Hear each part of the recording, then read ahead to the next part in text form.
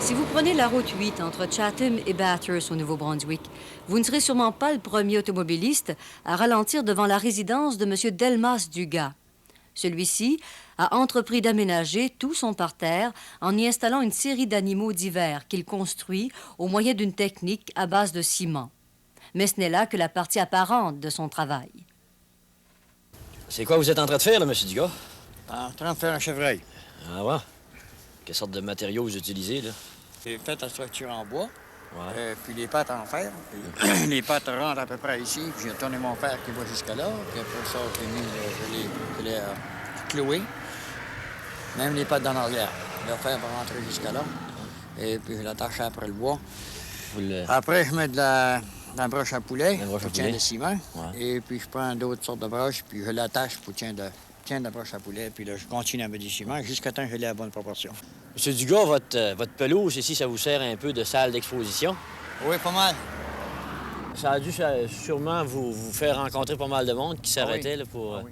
Surtout le temps des vacances, puis les week-ends, samedi puis dimanche, il y a beaucoup de monde qui vient ici. Il y a beaucoup de... Surtout quand ils ont les enfants, de faire assis les enfants sur l'ornial. Sur l'orignal, puis Et faire puis photographier. prendre des photos, oui. Et puis, ils sont curieux comment ça a été fait, puis le temps que j'ai pris pour le faire, puis quelle sorte de matériel j'ai usé dans des choses comme ça. C'est assez intéressant. Comme ça, on n'est pas les premiers à vous poser les Non, questions certain. là-dessus. Non, depuis les 2 dernières années, là, il y a eu pas mal du monde qui est arrêté ici. Oui. Est-ce que vous avez une pièce en particulier, là, un morceau là, que vous avez mis du temps à plein dessus, votre préféré, peut-être? Vous avez sûrement une pièce là, que vous aimez plus que les autres, peut-être? J'ai fait un cathédrale, comme la façade d'une église. Puis c'est à peu près, comme on dit, mon masterpiece. C'est à peu près le morceau que j'aime le plus. Ouais. Puis je l'ai dans la maison. Vous êtes intéressé? Si vous voulez rentrer un peu? Ah, mais Je vais sûrement. vous montrer. On va J'en aller. ai dans mon sous-sol ici. Des pièces que j'ai faites en bois, Bon. sculpture. Puis si ça vous intéresse, vous pouvez rentrer les Ben, voir. sûrement, on va aller voir ça. Moi, ça Certain. m'intéresse, puis je crois que c'était... Allez-y, hein, on va vous va aller suivre, voir. puis on va aller voir ça. Ah, ben c'est ça votre... Ici, votre on pièce. a Ah, c'est- la façade d'une cathédrale. Alors ça, c'est construit de 4 par 4 en cèdre. Et puis, les morceaux, ben, je les ai coupés, je les ai rapetissés à la bonne grosseur. Et puis, j'ai mis les coins. J'ai tout coupé les morceaux, un par un. Je les ai collés, Ouais. partir d'en bas jusqu'en haut, comme vous voyez, là. C'est beaucoup d'ouvrage, ça prend beaucoup de patience. J'ai travaillé 2 ans, mais pas régulièrement. Je mettais les heures jusqu'à temps que j'étais fatigué ou tanné, puis là, je recommençais le lendemain soir, ou bien une journée après, puis je continuais. Vous avez d'autres travaux dans votre sous-sol, des scènes, ça représente des scènes en bois. Oui, j'ai des sceneries, des scènes de bûcherons, et puis des chevaux. Les années passées, pas tellement longtemps, on bûchait. Et puis ça représente les bûcherons qui coupaient du 4 pieds, par exemple. Du pulp, là, en 4 pieds. Puis il y en avait toujours un qui bûchait dans le bois. L'autre, il sortait avec un cheval simple comme ça, un but à la fois. Ils appelaient ça twitcher, eux autres, dans le temps. Et puis, les gros, ben, vous voyez 2 hommes qui coupent à grand scie, là, le galon d'or, là.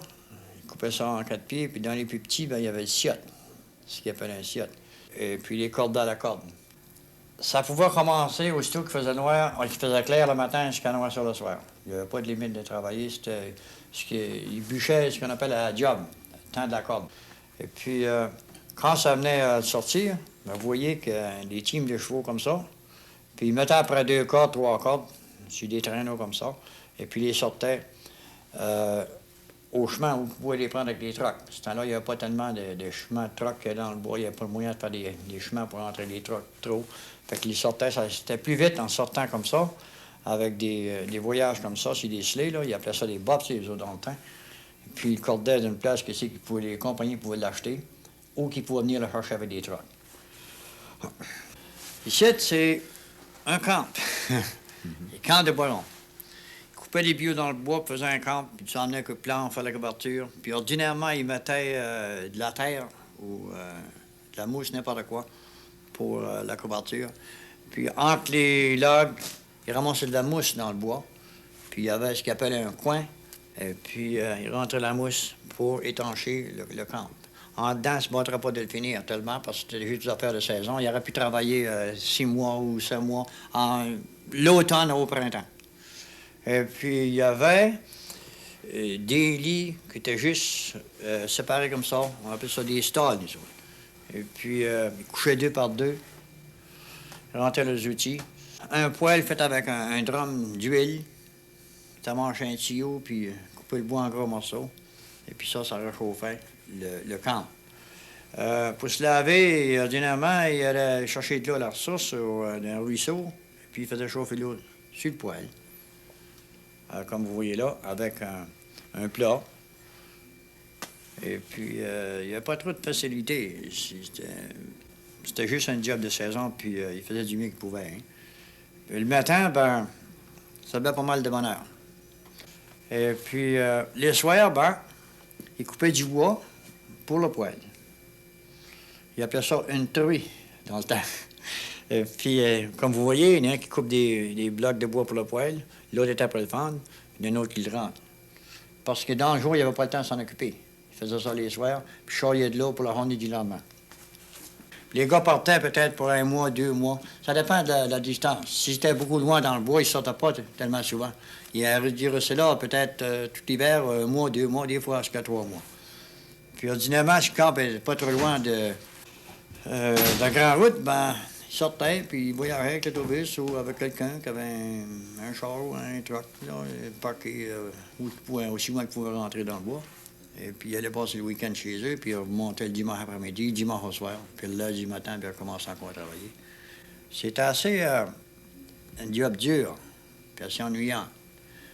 Puis, il y en a qui commençaient jeunes, 14, 15 ans, avec leur père, puis ça continuait comme ça. Puis, c'était la manière de vivre.